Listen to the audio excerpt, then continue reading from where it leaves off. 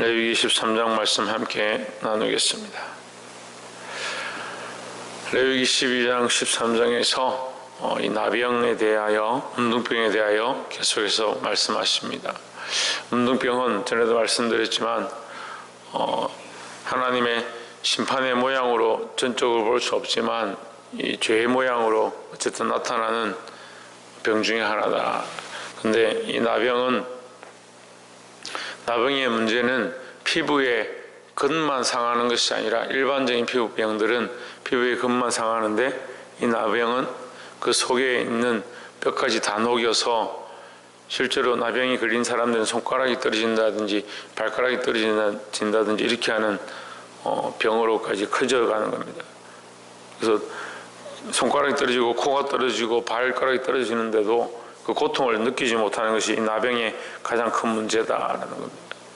그럼 우리는 이것을 무슨 의미로 봐야 되느냐? 우리가 영적 시각으로 볼 때 우리가 죄의 모양을 가지는데 모든 인간들이 죄인이지만 죄에 대하여 날마다 정신을 차리고 회개하고 더 하나님 앞으로 가까이 가지 않으면 그 죄가 우리 속에 들어와서 우리를 썩고 우리 안에 뼈까지 상하게 하고 그것이 다 떨어져 나가는데도 알지 못하게 되는 그런 문제가 있다라는 거죠. 죄는 계속 전염되어지고 나를 하나님 안에서 자꾸 끊어지게 하고 내가 주님 앞에 드렸던 많은 것들을 드리지 못하게 하는 그런 모습으로 나타나지만 인간들은 그것을 알지 못한다. 죄로 말미암아 범죄하고 불순종하기 시작하는 사람들은 믿음에서 후퇴해서 옛날 모습 그대로 돌아가 버리는데도 본인은 괜찮다. 나는 그래도 교회 다니고 있으니까 나는 그래도 하나님 앞에 기도하고 있으니까 똑같다라고 착각하고 있는, 이게 나병의 모양과 똑같다라는 거죠. 27절에 7일 만에 제사장이 그를 진찰할지니 만일 병이 크게 피부에 퍼졌으면 그를 부정하다 진단할 것은 문둥병의 환적이민이라. 28절에 만일 색점이 여전하여 피부에 퍼지지 아니하고 빛이 옅으면 화상으로 부은 것이나 제사장은 그를 정하다 할 것은 이는 화상의 흔적이민이라 했습니다. 피부에 넓게 퍼지고 깊이 들어간다. 우리가 이 죄의 모양이 그렇다. 죄의 모양이 어떻느냐? 넓게 퍼지고 깊이 들어간다라는 겁니다. 그래서 우리가 이 죄의 모양을 가졌을 때 빨리 도려내고 빨리 끊어내고 빨리 하나님 앞에 회개하고 나아가야 될 줄 믿습니다. 또한 두 번째 우리가 나누고자 하는 말씀은 51절에 7일 만에 그 색점을 살필지니 그 색점이 그 의복의 날에나 시에나 가죽에나 가죽으로 만든 것에 퍼졌으면 이는 악성문둥병이라. 그것이 부정하니 그는 그 색점 있는 의복이나 털이나 배의 날이나 시나 무릎 가죽으로 만든 것을 불사를 지니 이는 악성문둥병인즉 그것을 불사를 지니라 했습니다. 자, 이 악성문둥병은 어떻느냐? 피부에만 바라는 것이 아니라 다른 의복과 가죽 같은 데도 퍼져나간다. 죄의 모양은요, 한 사람에게 국한되지 않고 교회 전체를 물들이기도 하고 나만 썩는 것이 아니라 주위에 있는 사람도 썩고 가치관도 썩게 만들고 하나님 앞에 신앙의 방향들까지 다 무너뜨리는 그런 악한 모양으로 나타난다는 거예요. 그래서 어떻게 하느냐? 불살라야 된다. 부정한 것은 불사르라 했습니다. 불사른다는 것은 완전히 소멸시켜라는 거죠. 소멸시켜라.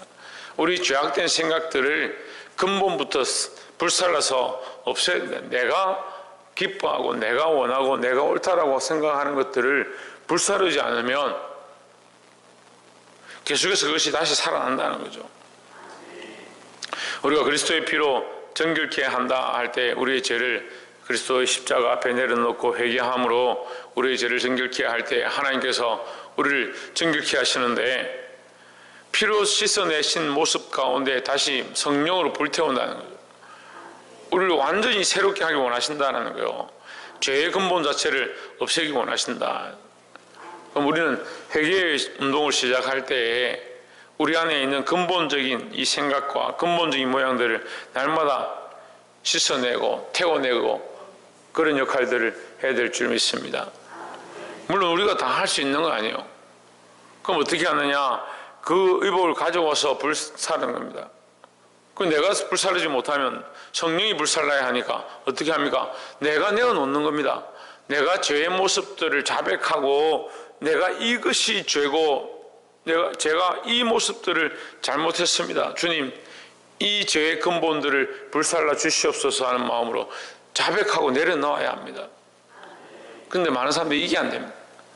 자백하는 게 안 되고요, 자기가 이 죄로 말미암아 죽을 수밖에 없다는 사실을 인정하지 않습니다. 내어놓음으로 주께서 성령으로 불사르시는 역사가 나타나기를 주의 이름으로 축원합니다. 마지막 세 번째로 58절에 내가 빤 의복의 나래나 시에나 무릇 가죽으로 만든 것에 그 색점이 벗어졌으면 그것을 다시 빨아야 정하리라. 자, 한번 의복에 그런 반점들이 발했다가 만약에 그것이 문둥병이 아니라고 하면 뭐라고 하느냐? 다시 빨아야 해요. 다시 빨아야 돼요.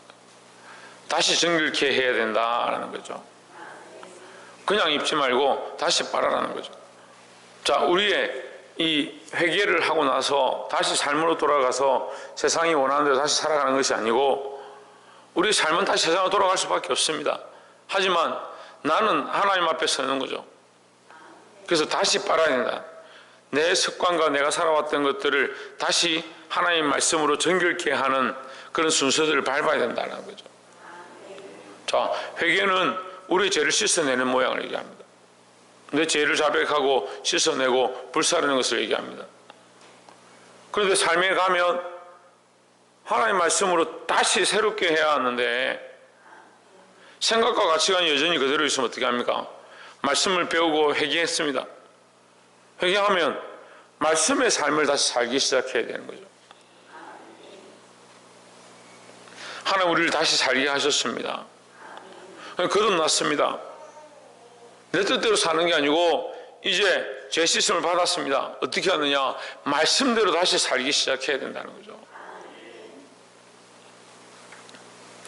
사랑하는 성도 여러분, 오늘 주께서 우리에게 주신 말씀을 따라서 우리의 의복을 다시 빨라고 얘기하십니다. 다시 내 뜻대로 시작하고 내가 원하는 대로 시작하는 것이 아니라 하나님 말씀을 따라서 우리의 삶을 날마다 새롭게 시작하고 하나님 앞에 서게 되기를 주의 이름으로 축원합니다. 우리 안에 여전히 연약함들이 있고 죄의 모습들이 있지만 이것을 자백하는 것이 중요하고 이 죄가 전체 퍼져서 우리를 더욱 썩지 않도록 하나님과의 관계를 무너뜨리지 않도록 불사르기까지 하고자 하는 그런 각오를 가지고 정결함을 입고 나서 또한 어떻게 한다? 말씀을 따라 다시 나아가야 된다는 겁니다. 이 말씀대로 살아 승리할 수 있는 저와 여러분 되시기를 주의 이름으로 축원합니다. 기도하겠습니다.